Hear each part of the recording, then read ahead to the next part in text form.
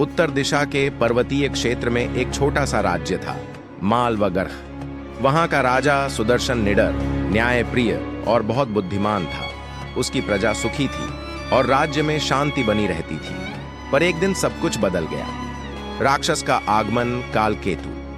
वह हर अमावस्या की रात को गांवों पर हमला करता, अनाज लूटता और लोगों को नुकसान पहुंचाता।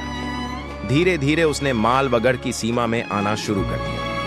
लोग डर के मारे घरों से निकलना बंद कर चुके थे। राजा सुदर्शन को जब यह समाचार मिला तो वह चिंतित हुआ। मंत्रियों ने सलाह दी कि सेना भेजी जाए, पर राजा जानता था कि यह राक्षस कोई साधारण बल से नहीं मारा जा सकता। राजा का निर्णय राजा ने कहा, जब तक मैं स्वयं जाकर न देखूं तब तक इस समस्या का हल नहीं निकलेगा।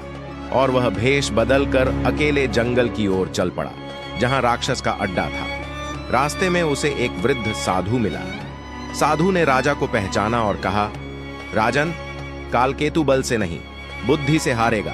उसे अपने बचपन का सच नहीं पता। वह वास्तव में एक श्रापित मानव है। राक्षस की सच्चाई। राजा ने चुपचाप राक्षस के गुफा में प्रवेश किया। वहां वह कालकेतु से मिला और उसे बिना डरे बात करने के लिए कहा। राक्षस को यह अजीब लगा, पर उसने राजा की बात सुनी। राजा ने कहा, क्या तुम्हें अपना अतीत याद है? राक्षस बोला, नहीं, मैं जन्म से ही राक्षस हूं। तभी राजा ने उसे वह पुरानी माला दिखाई जो साधु ने दी थी। माला देखते ही राक्षस कांप उठा। उसकी यादें लौट आईं। वह एक साधारण बालक था जिसे लालच, क्रोध और झूठ के कारण श्राप मिला था। श्राप का अंत।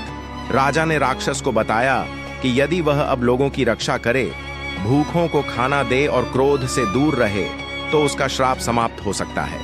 कालकेतु की आंखों में आंसू आ गए। उसने प्रण लिया कि वह अब कभी किसी को नुकसान नहीं पहुंचाएगा। सुखद अंत। कुछ समय में राक्षस की शक्ल भी बदलने लगी। वह फिर से मानव बन गया। राजा सुदर्शन उसे राज्य में लाया और उसे वन रक्षक बना दिया। अब वही राक्षस जो पहले लोगों में डर